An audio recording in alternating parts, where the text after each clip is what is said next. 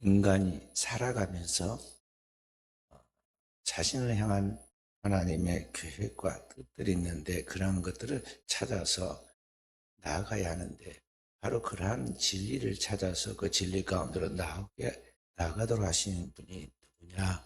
성령이시다. 성령 우리를 진리 가운데로 인도하신다는 것을 제가 우리 성도들에게 지금 말씀드리고 있습니다. 그러니까 우리가 세상을 살아가면서 자기의 계획을 세우고 자기 뜻대로 살아가는 것 같지만 항상 결과는 내 뜻대로 안 되고 내 계획한 대로 안 되는 게 이게 무슨 운명의 장난인가 그렇게 생각하지만 그게 왜 그러냐면요. 이 모든 세상 하나님의 창조한 세계고 이 세계는 하나님의 진리대로 되어집니다. 그렇기 때문에 우리가 진리 가운데 있어야 하고 진리를 따라 살아야 하는데 그렇게 진리 가운데 진리를 따라 살지 않고 있는 우리에게 진리를 알게 하고 그 진리를 따라 살도록 만드시는 분이 계신다는 거죠. 그래서 우리는 성령이 우리를 진리 가운데로 인도하여 주시도록 기도해야 하고 성령께서 그 백성은 반드시 하나님의 택한 백성은 우리를 진리 가운데로 인도하신다는 걸 알고 우리의 삶을 전적으로 주님께 위탁하는 삶, 주님께 온전히 우리 자신을 내어놓고 주님께 바쳐지는 삶을 살아야 한다 하는 것을 알아야 합니다. 오늘 하나님의 말씀이 13절에 보면 진리의 성령이 오셔서 그가 너희를 모두 진리 가운데로 인도한다 그랬습니다. 그런데 과연 오늘 우리가 삶을 살아가면서 또 신앙생활을 하면서 과연 내 삶이 진리 가운데 살아가고 있는가? 진리를 알고 진리 가운데 살아가고 있는가? 내 삶을 살아가면서 내 삶에 분명한 목표가 있고 그 목표를 달려가고 있는 자기의 삶의 좌우명과 같은 분명한 진리가 있는가를 우리가 살펴야 돼. 전혀 하나님과 상관없는 삶을 살아가고 하나님의 말씀과 상관없는 가치관을 갖고 세상 삶과 똑같이 살아가면서 우리가 그 하나님의 뜻이 나에게 이루어지기를 바라고 그 하나님의 축복이 나에게 나타나기를 바라는 것은 이 어불성설이에요. 마치 기차가 레일로 달리지 않으면서 목적지를 향하여 가기를 바라는 것과 똑같은 것이고 비행기가 자기가 가야 할 항로를 따라서 가지 않으면서 목적지로 가기를 바라는 것과 똑같은 거예요. 그래서 우리는 우리의 인생에 우리가 살아야 할 그 삶, 하나님 이 땅에 사람을 보낼 때는 너는 이것을 하고 돌아오느라 이것을 통해서 너에게 주어지는 모든 축복을 완성하고 돌아오라고 하나님이 우리에게 주는 하나님의 계획들, 하나님의 그 모든 목적들이 있거든요. 그런 것들을 이루어가는데 첫째는 우리가 그것을 발견해야 하고 그 진리를 발견해야 하고 둘째는 그 진리를 따라 살아야 하는데 과연 그것이 있느냐 하는 거죠. 인생이 평생 살아가면서 옛날 사람들 60이면 다 산다고 그래서 환갑 증가하고 막 잔치를 2번이나 했어요. 그런데 문제는 60평생 한평생을 다 산다고 살 때까지 자신의 삶의 목적의 의미가 무엇인지 모르는 채 살아요. 그래서 60이 다 됐는데 그때서 조금 자기의 인생에 대해서 이제 뭔가를 찾아가는 까지 사는 걸 보고 뭐라고 그러냐면요. 철들자 환갑이다 그랬어요. 환갑이 되니까 그때서 뭐 철이 좀 든 것 같아가지고 조금 뭔가 되는 것 같은데 인생 다 끝나버렸잖아요. 그래서 우리가 이 분명한 자기의 삶의 목표가 있고 그런 하나님의 계획하신 섭리들이 있는데 그를 향한 하나님의 진리가 무언가를 찾아야 돼. 성경에 나와 있는 위인들은 어머니 뱃속에 있을 때부터 하나님의 일찍이 부름을 받은 자기의 목적과 의미를 알아요. 그래서 세례 요한과 같은 경우는 자신이 하나님 앞에서 그리스도를 위하여 보냄을 받은 사람이라는 걸 알고 자기 어머니 뱃속에서 6개월밖에 안 된 아기인데도 성모 마리아가 이제 성령으로 아기를 잉태해가지고 그 집에 엘리자베스의 집에 찾아오니까 그 어머니 뱃속에서 내 주의 모친이 내게 나오니 내 어찌 기쁘지 아니한가 하면서 막 뱃속에서 뛰고 그것을 대변해서 그 어머니가 노래를 부르잖아요. 세례 요한이 그렇게 하였듯이 그리고는 평생 그렇게 삽니다. 주의 길을 예비하는 사람으로서 주의 길을 걷게 하는 사람으로서 구약 엘리야처럼 엘리야의 심령과 능력으로 와가지고 아비의 마음을 자식에게로 자녀들의 마음을 아비에게로 돌아오도록 만드는 그 역할을 한다고 한 것 같이 하나님 아버지의 마음을 오늘 이 죄인들을 향하여 긍휼히 여기도록 우리 죄인들이 회개하고 하나님 앞을 찾도록 그 모든 주의 길을 준비하는 사람으로 세례요한은 자기의 삶을 다 마무리합니다. 다른 사람의 삶에 3분의 1밖에 안 살았지만 그런 이 땅에서 온 목적, 자신이 주의 길을 걷게 하라고 보냄을 받은 자로서 그 사명을 완수하고 어느 날 사명이 끝나니까 불꽃같이 사라집니다. 주님의 오심을 기뻐하고 주님의 정식으로 이제 오셔서 복음을 전하는 걸, 공식적으로 복음을 전하는 것을 보면서 마치 신랑이 오는 것을 그의 친구가 들러리로 있으면서 기뻐하는 것까지 내가 이 땅에 오신 메시아의 오심을 기뻐한다고 기뻐하고 그는 흥하여야 하겠고 나는 쇠하여야 하리라 하면서 자신의 자리를 정리하고 떠나가죠. 자기의 삶에 분명한 그런 하나님이 그러한 계획들, 그의 향한 그런 삶의 진리들을 알고 그것을 이제 한평생 살다가 가서 짧게 살아도 분명한 삶의 목표를 정하고 왔어요. 성경은 세례요한에 뭐는 하늘로부터 보내심을 받은 사람이 왔다. 하나님으로부터 보내서 온 사람이 있다고 그래서 그 사람이 세례요한. 그리고 하나님 앞에 그는 또 가죠. 주님은 그가 떠나갈 때, 그가 죽었을 때 뭐라고 말씀하고 있냐? 여자가 이 땅에서 낳은 자녀 중에 세례요한보다 큰 자는 없다 그랬어요. 하나님의 아들 예수 그리스도가 인류 구원을 위하여 이 땅에 오실 때 그의 모든 것을 맞이해가지고 영접해서 모든 길을 준비하도록 그 모든 특권, 그 영광을 다 부여받은 사람이니까요. 얼마나 큰 축복받은 사람이에요. 그래서 세례요한을 그렇게 주님께서 높이고 있어요. 그러듯이 오늘 우리는 우리의 삶에 분명한 자기의 삶에 하나님의 뜻이 무언가에 대한 그걸 찾고 그것을 위하여 살다 가야 한다는 것이죠. 그런데 그것을 하게 하신 분이 누구냐? 찾아서 그렇게 살게 하신 분이 누구냐? 진리의 성령이시다. 그 성령이 우리를 진리 가운데로 인도하신다 그랬어요. 그래서 여름거전은 늘 기도하면서 성령이 나를 인도해 주시도록 우리를 진리 가운데로 인도해 주시도록 주의 뜻이 무엇인가를 깨닫게 하고 생각나게 하고 그 뜻대로 살 수 있도록 하도록 우리가 기도해야 한다는 것입니다. 그러면 그렇게 오신 성령이 우리 가운데 오셔서 어떻게 역사하시는가 하는 것이 그 다음 8절부터 이야기 8절의 말씀 함께 읽어봅니다. 심판에 대하여 세상을 책망하시리라. 아멘. 성령께서 오셔서 우리에게 대하여 세 가지 죄에 대하여 의에 대하여 심판에 대하여 우리에서 세상을 책망하신다 그랬습니다. 그러니까 여기 성령이 오셔서 우리 가운데 역사하시면서 일하시는 진리 가운데 인도하실 때 일하시는 것이 세 가지인데 첫째는 죄에 대하여라 그랬어요. 여기 죄에 대하여 하면 또 그 다음에 설명을 붙였습니다. 9절에 뭐라고 그랬어요? 죄에 대하여라 하면 그들이 나를 믿지 아니하며 10절 의에 대하여라 하면 내가 아버지께로 가니 너희가 다시 나를 보지 못하며 심판에 대하여라 하면 이삭의 임금이 심판을 받았습니다.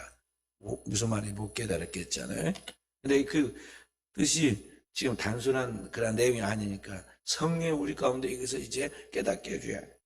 여기 죄에 대하여라 하는 것을 말씀하고 있는데 성령이 오셔서 오늘 우리로 하여금 죄가 무엇인지 또 죄에 대해서 오늘 무엇이 바른 것인지 판단하도록 그것을 우리에게 성령이 가르쳐 주신다 그런 말.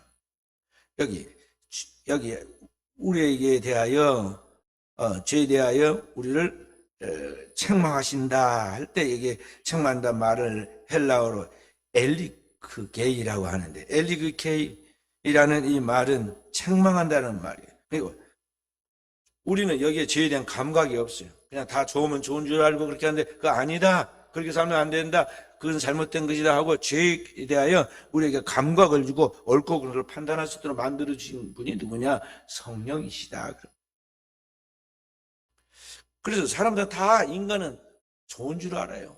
좋다고 말하면 다 좋다고 생각하고 그렇게 말하지만은 성령은 오늘 우리 인간에게 죄에 대하여 무언가를 가르친 결국 우리가 그 하나님의 성령의 가르침 속에서 우리 자신을 살펴볼 때 인간이 결코 대단한 존재가 아니라 멋있는 존재, 아주 자신이 굉장히 의로운 것 같이 그렇게 생각하고 착각하고 있는 오늘 우리가 그렇지 않다는 것을 깨닫게 해줘요. 그래서 성령은 우리로 하여금 우리의 실체를 보게 하는데 너 죄인이다.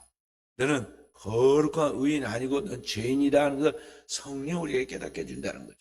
그래서 분명한 물과 성령으로 거듭난 사람은 자신이 얼마나 하나님 앞에서나 사람 앞에서 큰 죄인 줄 알고 애통하게 되고 있어요. 거듭나지 못한 사람은요, 자기가 똑바로 산 줄 알고 올바른 산 줄 알아요. 그래서 다른 사람들이 자기에 대해서 조금이라도 좀 섭섭하게 말하면 막 길길이 날뛰고 천지가 다다르게 뛰고 자기같이 똑바로 산 사람이 없는데 그런다고 시험에 들어요. 그래서 성령은 바로 오늘 네가 누구냐? 네가 바로 죄인이다. 그것을 가르쳐 준다는 것이죠. 사도행전에 청년 사울이 자신이 죄인 줄 모르고 자신이 의로운 흠이 없는 자라고 자부했어요. 그런데 성령께서 그를 책망하잖아요. 어느 날 부활의 주님께서 담에석 도상에 그에게 나타나시고, 그리고 부활의 주님께서 그에게 말씀하십니다. 사울아, 사울아, 내가 어찌하여 나를 핍박하냐? 가시처럼 뒷바지를 내게 고생이라. 자기의 이성의 한계 안에서는 분명히 이 땅에 와서 하나님의 아들이라 말은 그 십자가에 달린 예수는 잘못된 것을 생각하고 이단의 괴수라고 생각했는데, 그런데 그분이 지금 오셔서 햇빛보다 더 밝은 빛을 비추며 말씀하시거든요. 물어봅니다. 주여, 누구시니까 누구입니까? 근데 그 햇빛보다 더 밝은 빛 가운데 말씀하신 그분이 나는 내가 핍박한 나사렛 예수라 하고 이야기를 해주죠. 그러면서 그가 자기 자신의 마음에 자기 일상의 한계를 벗어난 그 예수에 대한 이해 때문에 너무나 고민이 됐어요. 그래서 식음을 전폐하고 이 다메섹의 직가라는 거리에 들어가서 아나니아라는 사람의 집에서 그래서 식음을 전폐하며 기도를 합니다. 3일 동안. 근데 성령이 부활의 주님께서 오셔서 말씀하시고 거기에서 역사하니까 거기서 식음을 전폐하고 기도하는 그에게 하나님께서 역사하시죠. 그러면서 그가 철저하게 그 자리에서 하나님께 회개를 합니다. 자신이 얼마나 무지하면서 교만한 그러한 자였는가에 대하여, 그리고 정말 하나님의 아들로서 이 땅에 오신 예수 그리스도를 자기가 핍박하다 못해가지고 그의 몸된 교회를 해치는 그러한 십자가의 원수로 서 있었다고 생각하니까 자신이 얼마나 정말 큰 죄인인 것을 깨닫게 됩니다. 그래서 거기서 진정한 회개를 하게 돼요.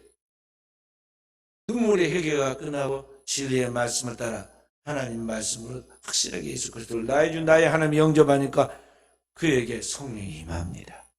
아나니아라는 선지자가, 예수를 믿는 제자인 선지자가 그의 머리에 딱 안수라고 기도하니까 성령이 그에게 임하는데 성령이 강력하게 임하죠. 물과 성령을 거두는 새 사람이 되어버려요. 옛사람은 죽고 새 사람이 다시 그의 생명이 탄생하게 되죠. 그러면서 새로운 사람으로 변화하게 되죠. 바로 이와 같이 성령은 우리로 하여금 우리가 어떤 존재인가에 대한 실체를 깨닫게 해주고 회개하게 하고, 그래서 우리를 진리 가운데로 나아가게 만든다는 거예요. 그때부터 이 사도 바울은 이제는 기독교인들을 핍박하는데 자기가 사명이 있는 줄 알고 유대 율법에 정통한 자기가 이 일을 해야만 한다 생각하고 그렇게 쫓아다니면서 기독교 핍박했는데, 이제는 정반대로 그리스도의 복음을 땅끝까지 증거하는 이방인의 사도로서 자청하고, 그때부터 헬라 지역에, 그러니까 아시아와 유럽과 전 세계 하나의 복음을 전하는 그리스도의 대사로서 사명을 감당하게 돼요. 성령은 바로 우리 가운데 그렇게 역사해서 우리를 죄에 대해 책망하고 죄인인 걸 깨닫고 거듭나게 해서 우리를 진리 가운데 살아가도록 만드신다는 거예요. 그래서 여러분과 저는 그리스도인으로서 내 삶 속에서 그리스도의 진리가 확실하게 깨달아져야 하고, 그 진리 가운데 나를 향한 하나님의 목적이 무엇인지, 나를 향한 삶이 무엇인가를 분명히 찾아 나가는 깨어있는 종들이 되도록 해야겠습니다.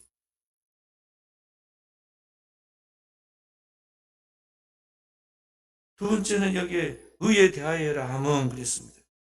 여기 의에 대하여라 하는 것은 오늘 하나님의 의가 무엇인가에 대한 확실한 판정을 성령이 해주신다, 그런 말이죠. 지금까지는 우리가 어떻게 생각하냐면 내가 스스로 내 삶에는 깨끗하다, 바르게 산다, 다른 사람보다 그래도 올바르게 사는 사람이다, 그렇게 스스로 자기 자신에 대해 자유도 하고 사람들 그렇게 봐주기를 바라고 그렇게 자신을 홍보했습니다.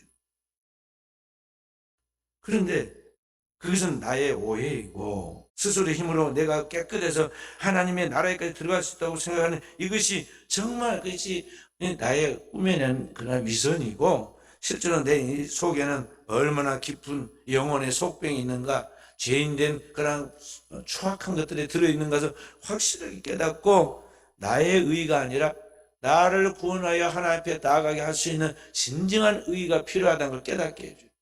그것을 누가 하느냐? 성령이 우리로 하여금 그걸 깨닫게 해주신다는 거죠.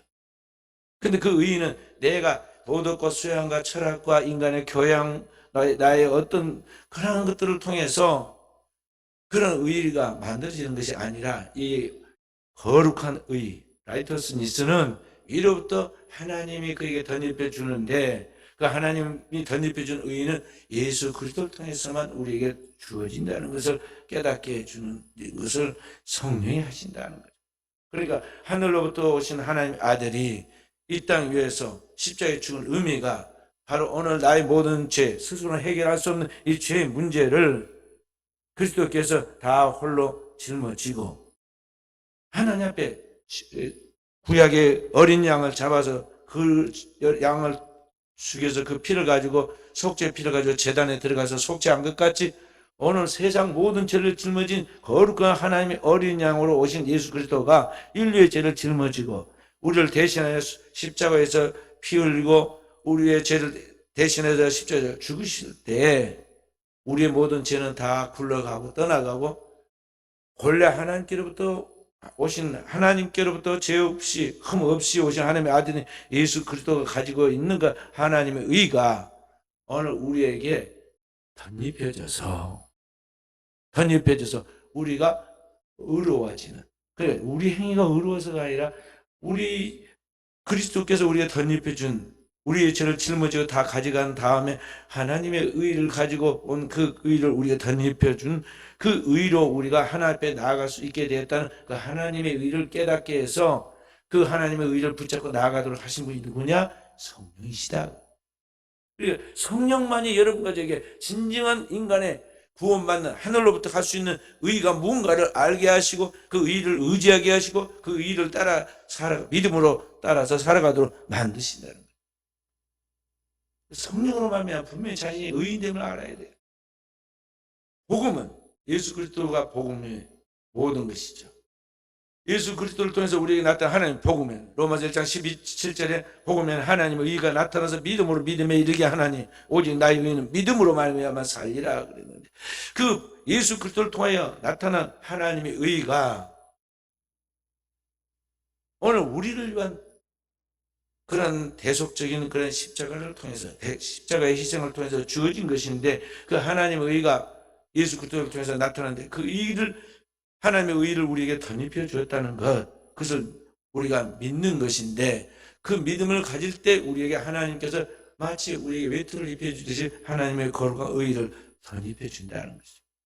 빛의 갑옷처럼 하나님이 우리를 덧입혀 주시고, 요한계시록 나는 흰옷처럼 우리를 덧입혀 주시고, 그리고 그게 어디까지냐? 하나님의 나라에 영원히 갈 때까지, 하나님 나라에 살 때까지 그렇게 하나님의 의를 우리가 덧입혀 주고 있어요. 그래서 성령이 바로 그런 하나님의 의를 가르쳐 주시고 그 의를 따라 그 의를 믿는 믿음으로 나아가라는 것이죠. 그래서 로마서 1장 17절에 거기에 복음에 하나님의 의가 나타나서 믿음에서 믿음에 이르게 하나니 오직 나의 의는 믿음으로 말미암아 살리라. 의인이란 말은 우리가 막 행동으로 뭘 바르게 했다 그 말이 아니라 그리스도를 믿음으로 말하면 하나님의 의가 우리에게 덧입혀졌으면 우리가 의인이에요. 그리고 의인이 된 우리는 그 주님이 나를 그의 의로 덧입혀줘서 내가 의인이 됐다는 그 사실, 그렇기 때문에 그 하나님의 의를 붙잡고 나가야 한다는 그 믿는 믿음으로 살아야 한다는 거예요. 행위가 아니에요. 그래서 1517년에 종교개혁을 일으켰던 마르틴 루터가 구약에 있는 이스라엘 유대인들처럼 행위로 의로워지려고 부단한 노력을 했어요. 그래서 노력은 그때뿐이고요. 다시 또 돌아오면 육체의 본능을 따라 죄를 짓고 안목의 정욕, 육신의 정욕, 이성의 자랑에 대하여 세상과 똑같이 살아가 자신의 모습을 보면서 왜 나는 변하지 않는가? 아무리 해도 나는 왜 성화가 안 되는가? 고민했어요. 그래서 교황이 계시는 저기 교황청 로마에 가면 자기가 좀 더 나아지고 성자가 될 수 있는가 하고는 로마 교황청까지 가고, 그 옛날 빌라도가 예수님을 재판했던 그 돌 계단 28개를 떼다가 거기에다가 시스테나 성당을 지었는데, 그 성당에다 딱 계단을 만들었는데 거기를 참여하면서 올라갑니다. 올라갔다 내려갔다 올라갔다. 왜냐하면 거룩해질 줄 알았는데 올라갔다가 끝까지 가도 전혀 변화가 안 일어나잖아요. 그래서 고민해요. 그러다가 성경을 깨달아요. 로마서 1장 17절 말씀. 아, 행위로 이루어지는 게 아니구나. 믿음으로 말미암아. 그래서 예수의 십자가를 통해 우리에게 영원한 속죄를 주시고, 그래서 예수를 통해서 우리의 죄를 사해 주시니까 하나님께서 그 하나님의 일을 우리에게 덧입혀 주었구나. 그것을 덧입혀 주었다 말은 신학적 용어로 뭐라고 그랬어요? 전가되었다. 임퓨테이션 됐다. 전가되었다. 그랬구나 깨닫고는요, 그분이 그 성당을 한 번도 그렇게 걸어 내려온 사람이 없는데 더욱더욱 자신 있게 막 찬양을 걸어 내려옵니다. 그리고 종교개혁을 시작하는 거예요. 믿음으로 어려워지는 게 행위가 아니라 바로 하나님의 의가 되신 예수 그리스도를 우리에게 깨닫게 해주고 그 의를 쫓아 나아가도록 만드신 분이 누구냐? 성령이시다. 진리의 성령은 바로 의에 대하여 우리를 가르치신다. 근데 거기에 이야기하기를 뭐라고 이야기를 하고 있어? 의에 대하여라 하면 내가 아버지께로 가니 너희가 다시 나를 보지 못하며. 죄가 있는 사람이 어떻게 하나님 앞에 나갈 수 있겠어요? 하늘로부터 오신 하나님의 아들, 죄 없는 그분이 우리의 죄를 다 도말하고 우리가 하나님의 의를 덧입혀주고, 그분이 부활 승천해서 하나님 앞에 간다는 것은 뭐냐? 그가 진짜 하나님의 거룩한 의라는 것을 보여주고 있다는 거죠. 내가 아버지께 가니 다시는 이 땅에 있지 않다. 성령의 그걸 가르치신다. 이 땅에서 그 복음을 알지 못하고 도토리 기재기로 누가 잘했느냐 보더니 제발 그런 거 가지고 싸우지 마세요. 비꾸지도 말고 제발 시험 들지 말고. 장로님이 돼갖고도 막 시험이 들어. 조그만 습서 막 시험이 들어. 우리 장로님 들어온 거 아니에요? 우리 남자들도 그래. 우리 남자들도. 아니, 남자들은 조금 대부분 됐었는데 점스러울 때가 많아. 키는 이렇게 막 장대같이 잘못하고 컸는데 하는 걸 보면 너무 점스러워. 그게 인간이에요. 인간은 다 그런 죄성을 가지고 있어. 그럼 우리는 누가 잘했느냐 뭐냐, 이거 지금 교회에서 재는 거 아니야. 너나 할 것 없이 다 까놓고 보면 똑같은 죄인이라.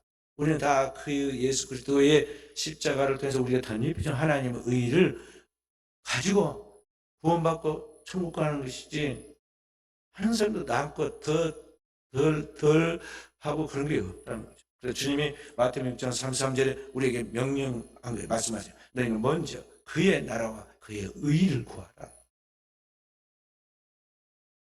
그리하면 이 모든 걸 내게 다 하시리라. 제발 땅에서 도토리 기저귀 하지 말고 위로부터 하나님이 그리스도를 통해서 너에게 주신 그 하나님의 의를 놓치지 말아라. 그걸 붙잡아라. 그걸 붙잡고 나가라는 것이다.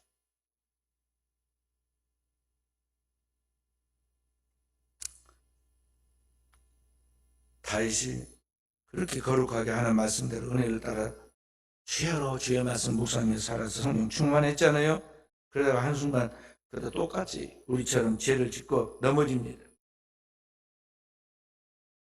그래서 이 육체적으로 한순간 찰나의 육체의 만족을 얻고 육체의 재미가 있었는지 모르지만 그때부터 그 안에 하나님과 관계가 깨지고 하나님과 화목한 관계가 상실돼서 균열이 오자 그때부터 그에게 있는 본래 가지고 있던 하나님의 의가 사라졌어요.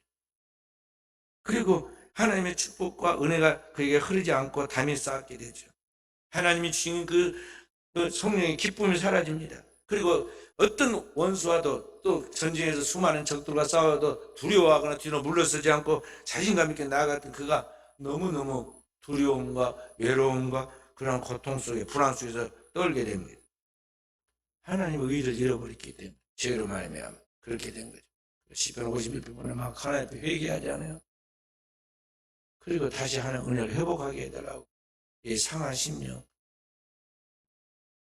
하나님 앞에서 하나님을 회복하게 해달라고 막 부르짖고 기도해요. 그러니까 오늘을 사는 우리는 믿음의 선진들이 그러한 것들을 잘 보면서 우리 또한 그러한 실수와 오리로 하나님의 의를 순간 놓칩니다. 그리고 이 세상의 마귀에게 속아가지고 수많은 고통과 그 절망, 지옥에 가서만 지옥에 떨어져 있는 게 아니에요. 지옥 가기 전에 이미 이 땅에서 지옥과 같은 그런 괴로움과 고통과 아픔을 느낄 수 있단 말이죠.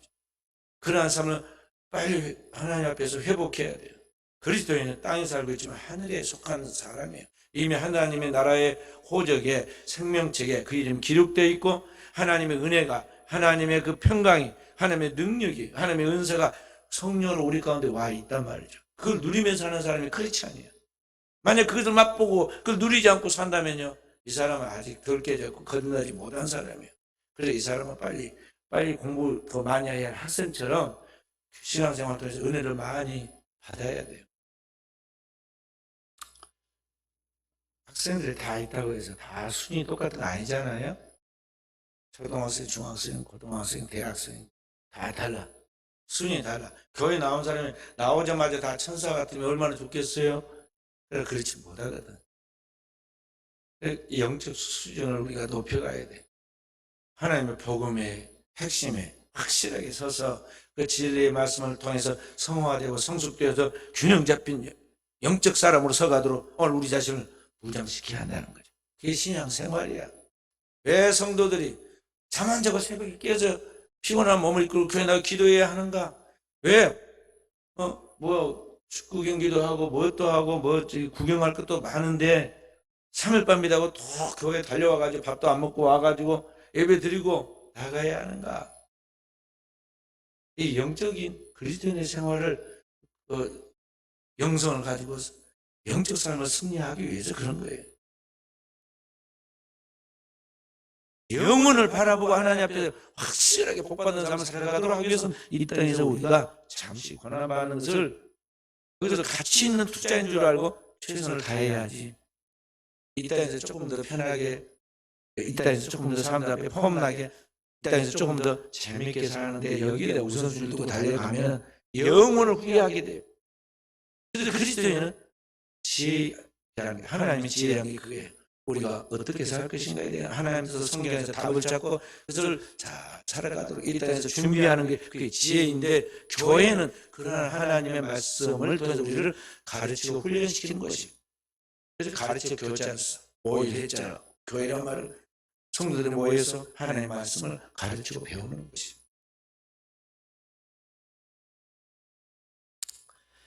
그래서 세 번째로 성령이 하는 우리에게 하신 일이 뭐라고 했어요? 심판에 대하여라고 그랬습니다.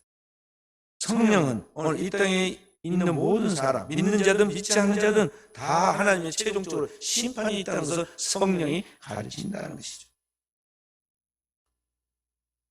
2000년 전에 예수님을 재판했던 로마의 총독 빌라도는 예수님을 재판해 내가 너를 놔줄 권세를 있고 풀어줄 권세가 있으니까 나에게 말해라고 그랬습니다. 그래서 주님께서 어이가 없었어요. 그러면서 내가 만약에 진짜 마음을 먹는다면 이 하늘의 12영을 더 끌어다가 이걸 내 부하들이 신하들이 다 이들 다쓸 수 있었겠지만은 내가 지금 일부러 목적을 가지고 좀 이렇게 있다는 걸 좀 이야기해 주시죠. 그러면서 진리에 대하여 이야기하니까 필라도가 도대체 지금 뭐 말인지 이해를 할 수 없어요. 그래서 진리가 무엇이냐? 그래 마지막 말 예수를 만나면. 근데 그 빌라도가 예수를 재판해보니까 로마의 승심제에 의해서 재판해보니까 예수가 죄가 없어요. 아무리 죄를 찾으려고 유대인들이 고소를 했지만 그 고소한 내용들은 다 허무맹랑하고 시기 질투에서 온 것이지 빌라도 다 알아서 성경에 보면 그 분명히 빌라도 알아서 저희들이 시기를 넘겨준 줄 압니다. 그래서 그걸 풀어주긴 풀어줘야겠는데 유대인들이 강력하게 협박을 합니다. 뭐라 하냐? 그가 유대인의 왕이라고 하는데 만약 그를 풀어주면 당신은 로마의 총독으로서 와가지고 반역을 일으킨 사람이라고 로마의 원로원에다가 고소하겠다고 협박을 합니다. 그러니까 이 사람 때문에 자기 목숨이 왔다 갔다 하는 위기에 놓이니까 알면서도 그를 그냥 넘겨주고 유대인들에게 넘겨준 정도가 아니라 그를 죽도록 처형당해 죽도록 그 모든 것을 허락을 해요. 그리고 그 앞에도 실제로 권한을 줬기 때문에 유대인 병사들과 로마 군인들이 함께 합작해가지고 예수를 십자가에 못 박아 죽게 하죠. 그러니까 그는 이 세상에서 가장 재판을 똑바로 해야 할 그런 위치에 있었지만은 자신의 그런 이권, 자신의 명예, 자신의 그 생명이랑 여러 가지 복합적인 것 때문에 진리를 진리대로 선포하지 못하고 비겁하고 잘못된 비양심적인 그런 오류의 재판을 통해서 역사 가운데 오신 하나님의 아들을 죽게 하는 원인이 되고 말았어요. 모르고 그랬으면은 그냥 주님께서 덮어줬을 거예요. 그런데 그는 그 당대 최고의 엘리트 중에 엘리트거든요. 법적으로, 행정적으로, 그리고 모든 면에서 최고의 위치에 서 있는 사람이 총독이에요. 로마가 세계를 지배하고 있을 때 그 모든 지배하고 있는 나라의 속국들의 왕 위에가 총독이에요. 그래서 총독 여러 나라의 왕이에요. 그 중에서. 황제가 있고 그 밑에 왕보다 더 높은 사람이란 말이죠. 그래서 그에게 진짜 그의 말대로 살릴 권한도 있고 죽일 권한도 있는데 알면서도 죄를 짓고 비겁한 방법으로 자기가 살기 위해서 하나님의 아들을 십자가에 못 박게 만들었다는 거죠. 그렇게 함으로써 이 세상 임금들을 심판하였다는 거죠. 주님의 진리가 빌라도가 더 잘못했다. 유대 왕도 헤롯 왕도 합작해서 예수를 죽게 만들어 잘못했다는 걸 보여주죠. 그리고 하나님을 몇천 년 동안 믿었다는 아브라함의 후손된 이스라엘 백성들도 그렇게 율법을 알고 진리대로 사는 것 같이 했지만 결정적 순간에 참 빛으로 오신 예수 그리스도가 인류 구원을 위하여 오셨을 때는 도리어 그들은 예수 그리스도를 죽이려고 음모하고 그 빛을 꺼버리기 위해서 십자가에 그를 잡아 죽게 하는 역할을 하잖아요. 그래서 그들이 얼마나 큰 죄인인가를 지금 보게 해요. 그래서 각자에 대하여 오늘 내가 얼마나 하나님 앞에 큰 죄를 짓고 심판을 받아야 하는가에 대하여 하나님의 최후의 심판이 있다는 것, 정말 마지막에 하나님 심판하신다는 것을 성령이 가르치신다 그 말. 그래서 하나님께서 우리에게 주신 그 분명한 진리는 뭐냐면 인간이 죄인인 것과 이 죄인을 구원하기 위하여 하나님 보내신 예수 그리스도 하나님의 아들이 하나님의 의를 준비해 주었는데 문제는 그래서 끝내 믿지 않고 그리고 자기 마음대로 욕망대로 자기의 그 이권을 쫓아서 결정해서 하나님의 그 축복을 저버렸으면 너는 그래서 심판을 받을 수밖에 없다는 것을 마지막에 알려주는 뭐냐? 그분이 누구냐? 성령이시다. 그래서 우리는 각자 하나님의 심판대 앞에 설 때 누가 정죄하는 게 아니에요. 진리 앞에서 자기가 스스로 고백할 수밖에 없어. 직구해야 돼. 내가 바로 지옥에 갈, 심판받고 지옥에 갈 바로 그 죄인입니다. 그리고 자기 말로 걸어 들어가는 수밖에 없는 때가 온다는 것이죠. 그리고 그 인간을 타락시키고 끝까지 믿지 못하도록 유혹하고 시험하는 자, 그가 시험하는 자가 누구예요? 사탄인데 이 사탄이 그리스도 예수께서 십자가에서 승리함으로 말미암아 이 세상 임금인 마귀는 권세를 입고 하늘에서 번개같이 땅에 떨어졌어요. 그래서 어디로 가느냐? 영원한 지옥으로 들어가는 거죠. 게헨나. 둘째 사망, 둘째 불모 사망인 지옥으로 떨어지는데 그때 그를 따라서 하나님의 말씀 끝까지 믿지 않고 나간 그 사람들이 결국 그 지옥으로 들어가는 거예요. 종교 개혁자 마르틴 루터나 칼빈은 그렇게 해서 죽는 사람들 뭐라고 하냐? 지옥의 땔감이라고 그랬어요. 비하시켜서 그런 말이 아니고 결국은 그렇게 되고 만다는 거죠.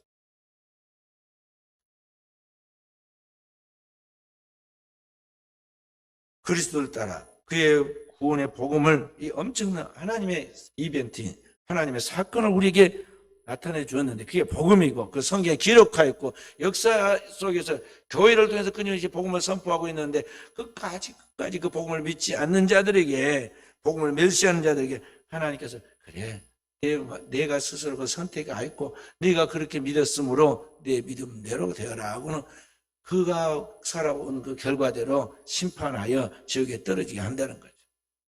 그래서 마지막 사람이 안 믿고 죽을 때는요, 안 죽으려고 파들파들하고 그렇게 막 공포스럽게 생각하지만 결국 숨이 딱 떨어지고 죽잖아요.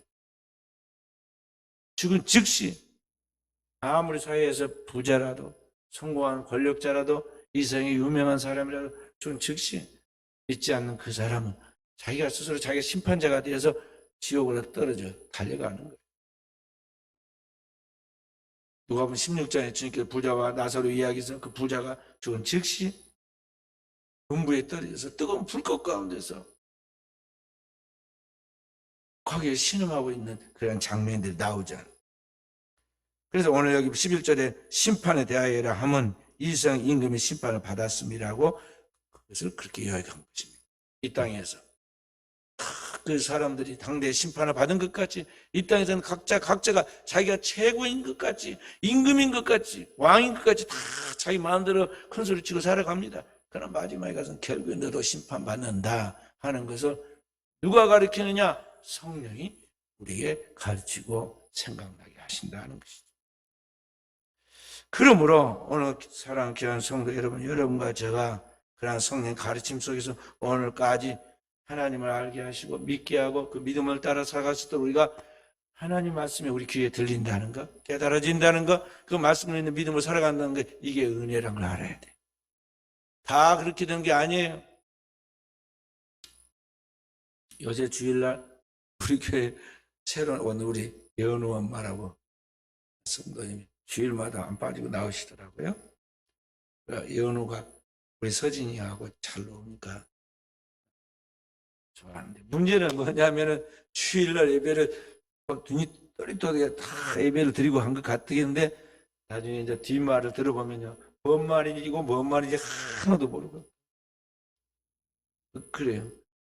그럴 거 아니에요. 지금 이게 영적인 하나님의 말씀인데 신앙생활을 해가는 사람들이 오랫동안 신앙생활을 하면서 그러한 것들이 깨달아지는 그러한 것인데, 이제 교회 나와가지고 일반 책 보고 또 뭐 뉴스 보고 그 다음에 세상 사람들과 같이 살아가는 이야기만 대한 사람이 갑자기 하늘의 깊은 것에 대한 구원과 영원한 영생에 대한 진리들을 이야기하는데, 그게 어떻게 들리겠습니까? 깨달아지겠어요? 안 들린 게 정상이라.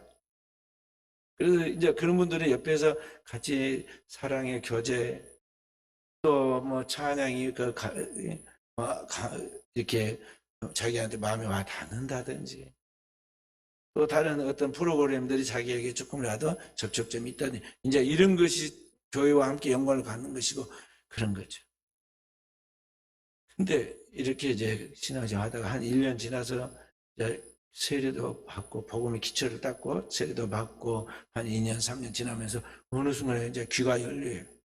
그래서 진리의 말씀이 확실하게 이해가 되고 믿어지고, 이제는 누가 교회를 오라 가라고 간섭 안 해도 스스로 자기의 영혼을 위하여 하나님 앞에 영원한 삶의 목적을 찾아서 이제 교회를 나오는 신자가 됩니다.